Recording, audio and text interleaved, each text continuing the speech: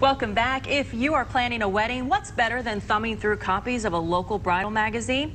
Going to a live bridal event hosted by the Bridal Magazine and all of its partners. And that's what's happening in Savannah March 3rd. So joining us this morning is Savannah Weddings contributor. She's contributed to so many magazines.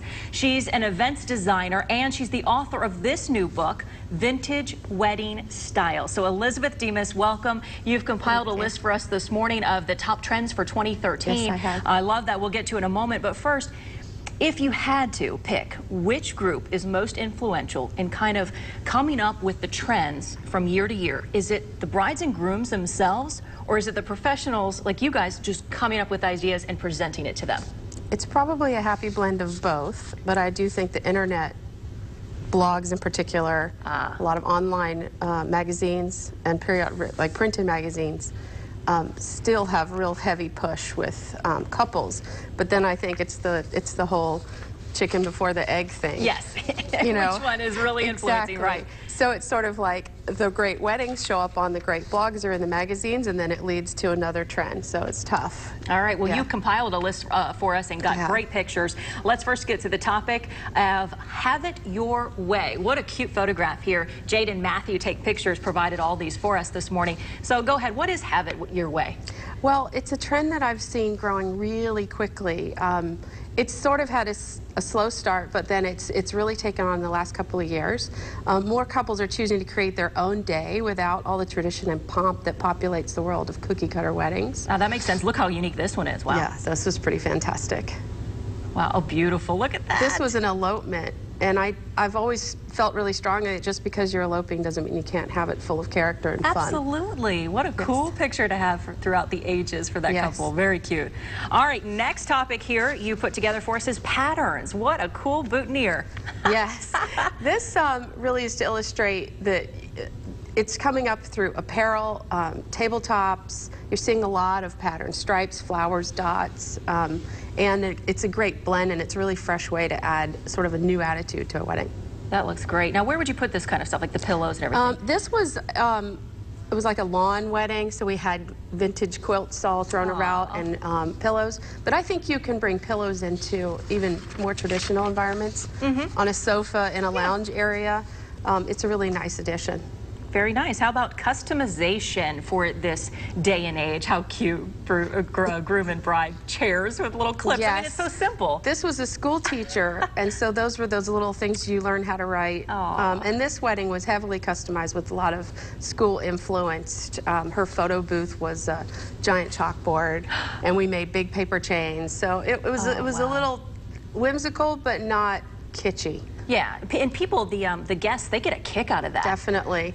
And this is neat. This was a wedding favor that we did for travel. It was like a travel-themed wedding. It was just vintage maps, and we took regular off-the-shelf candles and wrapped them in vintage paper. And you could do this with all sorts of papers. Sure. Isn't that cute? All right, next topic here, the top trends for wedding menus and treats and before the wedding and after the wedding. Play with your food category. I love it. Is that a food truck? It is. I'm finding that with this renewed interest, or maybe a new interest in food, foodies of all types, people really interested in home brew and wines and local and regional things.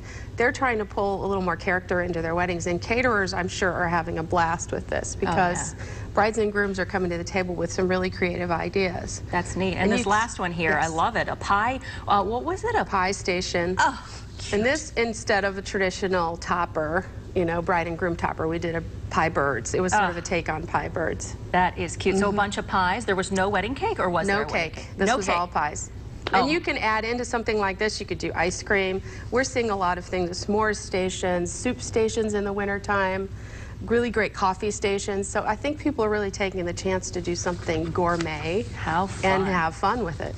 Last but not least, the vintage category. Just beautiful stuff. Beautiful bride here. Look at that awesome car behind her. Yes, that's what your book's all about. It is. This couple, that car actually belonged to the groom's uncle. Is a vintage Rolls Royce, and she's wearing a vintage fur stole. Yeah, she was sort of the epitome of that, you know, and glamour. Look, we got another picture of her too on a Look, a beautiful sofa. Yes, this was photographed gorgeous. in the green Meldrum house, which was very fitting for her the entire aesthetic for her wedding. Awesome. And last but not least here, we've got a picture of vintage plates. I mean, Yes. I would never even would have thought of, you know, bringing in something to a hall of banquet area. You can. I think it's only feasible when your guest list isn't hundreds and hundreds of folks. True.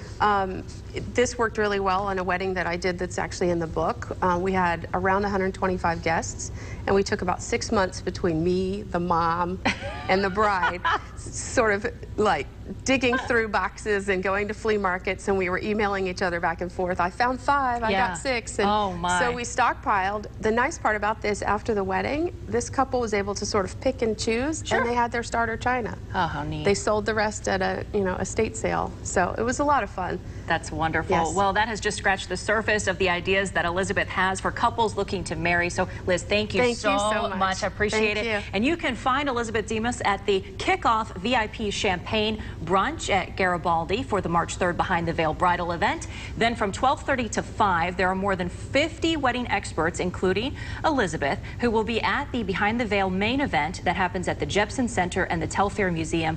And Elizabeth's going to be signing her books at the Jepson Center on Sunday, March 3rd. Tickets are $15 in advance for that, $20 at the door. For the VIP brunch, tickets are $40. You've got to get your tickets online early. That does include the event ticket as well. And visit SavannahMagazine.com if you want the link to the ticket sales. All of this is hosted by Savannah Weddings and Savannah Magazine.